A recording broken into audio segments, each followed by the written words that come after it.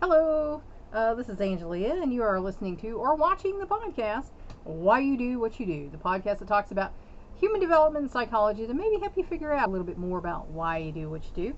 And I've been on a vacation and planning for vacation, been busy working on an art project and things, so it's been a little while since I got to do this, but here we are. And last time we were talking about health and well-being, and we're going to kind of pick up on that. Not everyone reacts to stress in the same way. Of course, we don't. If you grew up in a stressful situation, you've had post-traumatic stress, you're going to be more sensitive to stress than someone who has not. In a field study in Stockholm, Sweden, the heart rate, blood pressure, and self-rated mental strain of 46 bus drivers were measured immediately after they finished their routes and again after a 10-minute rest. And of course, we know bus drivers probably got a lot of stress going on in the world. The drivers also filled out checklists about the hassles they experience on the job, which is probably a lot of nasty people. The drivers also filled out checklists about the hassles they experienced. Those who showed the strongest correlations between job hassles and mental and physiological reactions had higher blood pressure and mental strain ratings in the unwinding phase. So the more stressful the job was, the longer they're stressed out after the episode. It takes them longer to calm down. Thus, the ability to leave job-related stresses behind may be as important to maintaining good health as the level of perceived stress on the job. Like the Lord says, give your burdens up, let it go. Give it up to Him and then let it go. Because I've worked on some jobs where if I kept all that on me, I just went cuckoo for Cocoa Puffs and, ran out the door and who knows what. Many women, in addition to juggling work and family, are under special pressure in a workplace, especially in corporations, where their superiors often are men. And I have had bosses of both men and women. I do like the women bosses better. Sometimes they're even harder than the men, but they're more understanding when your kid is sick, or there's an event, a life event you want to go to. They're just overall nicer than men. No offense, guys. Some women complain that an invisible but inflexible glass ceiling inhibits their advancement to the highest ranks. And a lot of people say, that is true. That's a thing. At my jobs, I didn't see that, and I never worked in a really huge corporation, so, that could be a true thing. Another frequent source of stress is sexual harassment. I have had my share of that. Psychological pressure created by unwelcome sexual overtures, particularly from a superior, which create a hostile or abusive environment. And I usually would walk out. I was at one job and some oddball stuff was happening, and I was like, I'm out the door. I'm not going to deal with this. I'm not going to put up with this. No. And you shouldn't either. Burnout. Burnout involves emotional exhaustion, a feeling of being unable to accomplish anything on the job, and a sense of helplessness and loss of control. It is especially common among people in the helping professions such as teaching, medicine, therapy, social work, and police work. I worked as a telemarketer, and I was accused of having burnout by one of the guys who took over from the old boss. And it's like, no, you just beat this area to death, and this is all we get. Who feel frustrated by their inability to help people as much as they would like to. Burnout is usually a response to continual stress rather than to an immediate crisis. And this is people, I worked at a nursing home for 2 years, and so I can tell you, there comes a point where you do feel like, I'm not really making a difference. Not everybody cares as much as I do. These people are dying anyway. So it does affect you.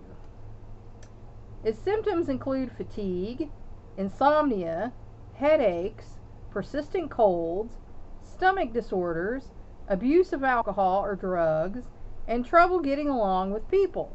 And we all know people who are like that. And, maybe they need to look at why that is. A burned out worker may quit suddenly, pull away from family and friends, and sink into depression. Now, just because you quit suddenly doesn't mean you burnt out. It could just mean you've had enough of the crap from the place. But, if you are withdrawing from family and friends, that's usually a sign that there's a bigger problem going on. And of course, if you're feeling depression, you should always go talk to somebody about that, because it might just be a situational depression, or your brain chemistry can even change depending on what you're eating, what you're doing, and things. And you should go talk to someone and get that fixed, so that you don't sink into a further depression and end up being a danger to yourself. Measures that seem to help burned out workers include cutting down on work, working less hours, and taking breaks, including long weekends and vacations. And of course, that's good for everybody. Everybody should do that. Excuse me. Other standards, stress reducing techniques, exercise, music, and meditation also may help. However, the most effective way to relieve stress and burnout may be to change the conditions that cause it by seeing that employees have opportunities to do work that is meaningful to them, uses their skills and knowledge, and gives them a sense of achievement and self-esteem. And that's why I'm a big believer. When I used to coach people about, I did a little bit of career coaching and for the charity that we were doing, and with some of my partners. And the thing is to go into something that you enjoy doing, and usually what you're good at. And some people graduate high school, they got no idea. And I'm like, bring me your transcript. Bring me your transcript. Let me have a look. And, what you got A's in is probably your favorite thing, because it was easy to you, and therefore you got A's in it. So that's the direction you should be going. You just don't jump out into the world and get a job you don't care about, because then that is how you get burned out. So my best subject in high school was psychology, but I was told I was not being sent to college, and I knew that I could not afford college. I didn't know anything about grants or anything back then. I could have probably got them then after high school, but when I came back when I was older, they said, "Oh no, that's just for right out of high school, not your age." And I was like, "Oh great, thanks again, Mom and Dad." But I did get my education. It took me over 13 years. So doing it the way I could afford to, and still knowing I couldn't get a license in my state, because you have to go to a school in the state or have a license from another place and bring it in, but you cannot attend a distance school or a school outside of the state and get a license here in our state. So I said, well, I'm still going to finish. I want this information for my clients and students, and that's the information you get to get right here. Unemployment. Perhaps the greatest work-related stressor is the loss of a job. And I know that's been stressful for me. I am an independent person. You can ask my husband, he will tell you. I don't like relying on other people financially. Unfortunately, I have to right now. I can't afford to keep myself, so to speak. I wait till my money comes in, usually once a year or a little here and there, to buy clothes, shoes, things like that for myself. I like for him to maintain, the home and everything, but as far as spending stuff on me, I don't like that. He lets me do it. He tells me to buy this and that and the other thing, but because, he's trying this time. He's trying hard. He wants to keep me. But, when you don't have a job and you're wondering where your next meals come from, how the bills are going to pay, like I said, there was a time where I had one burrito split between me and 3 kids. And so the next day I swallowed my pride and I went down and got food stamps, because I was like, my kids deserve better than, this. we shouldn't be doing this. In 2001, 6.6% of the U.S. families reported having a member out of work. So that's still a small percentage, but that, is impactful. It's going to impact your life, and not in a positive way, usually. And that's why I have one son who still lives here. He can't afford to get his own place. He doesn't make enough money. The other one is living with his girlfriend's family. And the other one, he's living with his grandma, so his mama. So, it's rough right now. But, I have confidence that they will eventually get it, together. They're young, in their 20s. The oldest one's in his early 30s. So, they have some time, hopefully to get things together. Corporate downsizing has added a substantial number of middle-aged middle management executives to the unemployment rolls. Because remember, like when I was coming up, we had like a section manager, and then a floor manager, and then a department manager, and then the department head. And so a lot of companies realized that paying those people this good money could be done away with, and we just have a whole department head, cut out all these little middle guys, and like maybe have a team leader. That's become a thing that I've heard from some workplace people talk to me about. And the team leader only makes like $1 or $2 more than the other people, so they don't get this extravagant salary like the middle managers used to get. So that's the way the big business has cut some costs down, which is a shame. Since employers generally prefer to hire younger workers whose skills they believe to be more transferable, many of these longtime employees are forced into early retirement or lower paid jobs. And I've had some people in my family take early retirement. I wish somebody had offered me early retirement, because it got to the point where I couldn't just work. I was told by the doctor to go from a physical job to a desk job, and then I went the desk job to, I was told, well, you have degenerative disc disease, your back's getting bad, and, you can't keep doing this to yourself and having back spasm and things. And then, like I said, I had to have my hand operated on because I lost my pincher grasp, and so, I can't work for other people. I know it, most people who know me know it. And I'm just doing the best I can. That's why I'm here still teaching. I miss teaching. I love teaching, and that's why I'm still here doing it.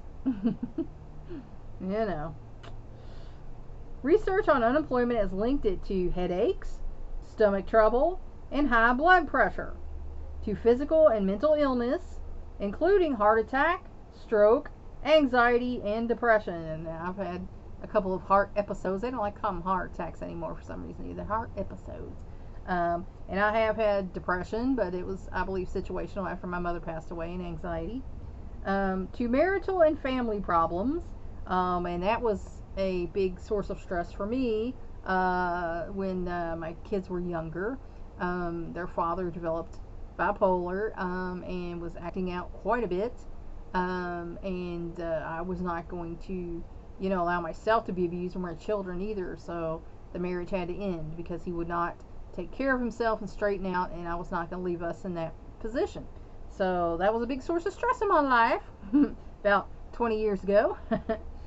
To health, psychological and behavioral problems in offspring, and to suicide, homicide, and other crimes. And when we were getting the divorce, my middle son was acting out a little bit. So kids will do that. When the household is, got some stress going on, they will feel that and they will act out. It's like just a fact of life, and you just try to do the best you can with them and talk to them about it, and get them to understand we're both still here for you. Maybe one to more degree than the other, but it's not got anything to do with you, and it's not the end of the world. And everything's going to be okay. Stress comes not only from loss of income and the resulting financial hardship, but also from declines in psychological well-being following job loss. Because if you're at a job you like and you're happy there, and then suddenly you lose your job, that's going to impact you. Because then you're no longer, happy, and you might have to settle for a job that is not going to make you as happy as the one you had. So that's going to cause you some stress, in your life. Men who define manhood as supporting a family, and workers of both sexes who derive their identity from their work and define their worth in terms of its dollar value, lose more than their paychecks when they lose their jobs. And there are men who are like that, and that's their identity. I have a very macho person in my family who, that was their identity. And anytime they were not working, they were like, "Rrr." So, it's a problem. And there are, guys who think, oh my gosh, excuse me, that it's a direct reflection on them, if they're not able to provide. And the reality is, women still kind of look to men to provide if they're married to them. Now, there are women who make more than their man. I've heard of guys staying home. I know there's a family member who stays home because the woman can make more money. So they decide rather than spend the money on daycare, which would end up being more than if he stopped working, he stopped working to stay home and raise the kid, and she's out working, making more money. So, it's not necessarily, that way. But if a man thinks his worth is in what he makes and his job, then he's going to lose a lot of self-esteem when he loses a job, because then that impacts his self-concept, and now he's damaged, and they lose a piece of themselves and their self-esteem and feel less in control of their lives. And of course, we know when people feel out of control, they act out of control sometimes. In the study of 248 unemployed men and women in Queensland, Australia, the most important psychological factor in diminution of well-being was loss of status. So, if you're at a certain status and you lose that and go further down, as people call it, reality is, if you're just, flipping burgers and that makes you happy, then that's what makes you happy. But people perceive the whole status thing. It's still in the world. It shouldn't be, but it is. Excuse me. Followed by the loss of a sense of collective purpose and of a way to structure time. So if your job, you felt like you had a purpose in the world, and you lose that job and you can't find another job like that, that is going to impact you psychologically. And again, you just do the best you can. It's like I told some of my clients, you can take a job that you have to have until you can find a job that you want, and what you do for money is not who you are, and that is a big lesson for some people, because they're like a lot of times, like the old saying, you're part, what do you do? They want to know what your work is, but you can say, oh well, I like to do this and but well, for money I work at so and so, and usually you'll get a chuckle out of that. In a study of 90 Canadian families that had undergone job loss, psychological problems were 55 to 75% greater among those who remained unemployed than among those who had found steady work. So if you stay unemployed for any length of time, it's going to impact you. Now, at a place my husband used to work at, he got laid off every winter. And then when he was at home on unemployment, I would go at the place I was working for and go full time, because I was working part time, so I could be home, with kids. And he would work, full time. But when he would get laid off every winter, because he does work that's kind of seasonal, then I would go full time. I would tell my boss, hey, he's laid off. Can I come back full time? Yeah, sure. And I would work a full time shift. So, that way we had the same amount of money coming in. Those who cope best with unemployment have financial resources. And that goes, without saying. If you're independently wealthy, it doesn't matter if you're working, does it? Rather than blaming themselves or seeing themselves as failures, they assess their situation objectively, which of course you can afford to do if you're not living paycheck to paycheck. And I had one boss, and he just did not understand that, because like he wouldn't even give me my paycheck regularly. Sometimes I'd have to go to my office manager's house to pick up my paycheck so I'd have it on time. He didn't understand that I was living paycheck to paycheck. If I didn't get that paycheck that Friday, I couldn't go to the grocery store that Saturday because they used to front you the money. Nowadays the banks aren't that nice. But I had to have that money in the bank so I could buy groceries for my family, the next day. So he didn't even realize that. Well, what's the difference whether you get it on a Friday or you come in and we'll do it the difference is between eating and not. That's the difference. But he didn't understand that because he was making a lot more money than me. They have the support of understanding, adaptable families, and friends.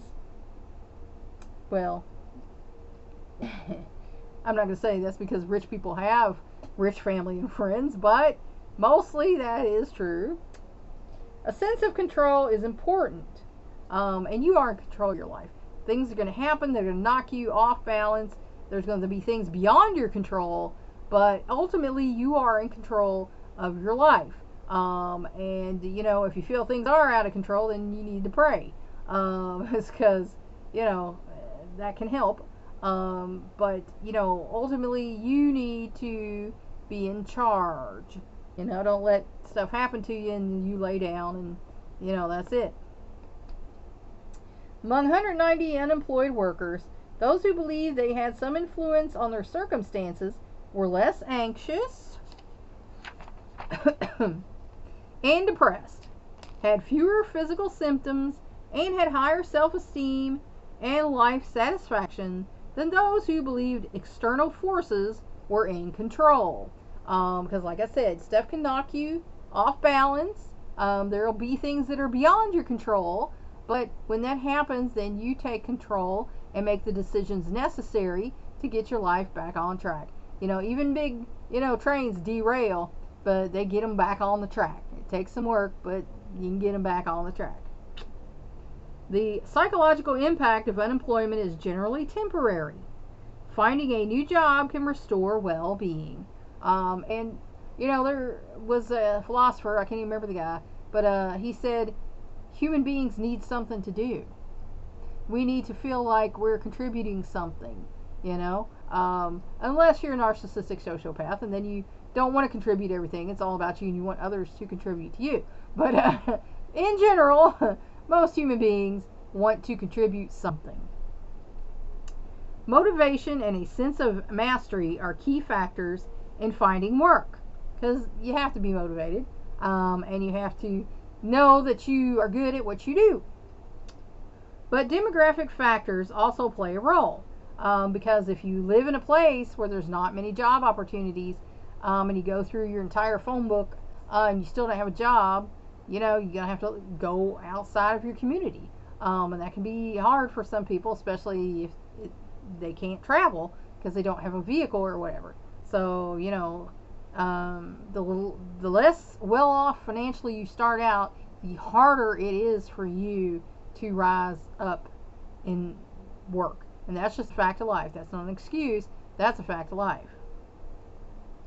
Older workers, women, and non-whites tend to experience greater problems in job hunting than younger, male, and white workers. And that's just unfortunately a fact of life too. We're evening out, we're gaining ground, but white men still got the edge on everybody.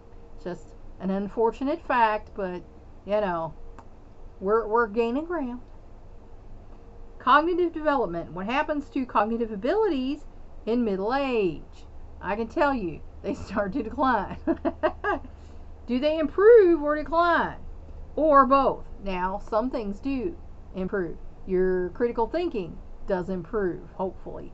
Your memory however, does not. So, I guess it's a trade-off. I don't know. Do people develop distinctive ways of thinking at this time of life? Yes, you do. How does age affect the ability to solve problems, to learn, to create, and to perform on the job? Well, it affects your ability to solve problems because you are better at it. Hopefully you have had experiences in your life up to this point, and you were able to solve your problems. So your critical thinking, your common sense is better when you're in middle age. Now learning is not as fluid. Like I said, I've been studying Spanish for several years. I doubt if I could actually talk to a native Spanish speaker and understand them well enough to converse. If they went slowly and spoke the words one at a time, I might be able to get there. But, it's hard, as they say, to teach an old dog new tricks. To create, I do feel like I'm more creative, and I feel like people in the middle age are more creative. And performing on the job. I feel like we are better at performing on the job because we're over all the BS.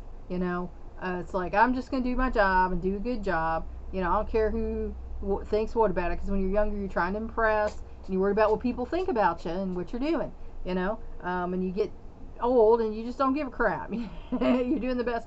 This is what I'm doing. I'm doing the best I can. I don't care what you think about it. You don't have to like it. You don't have to look at it. You don't have, measuring cognitive abilities in middle age.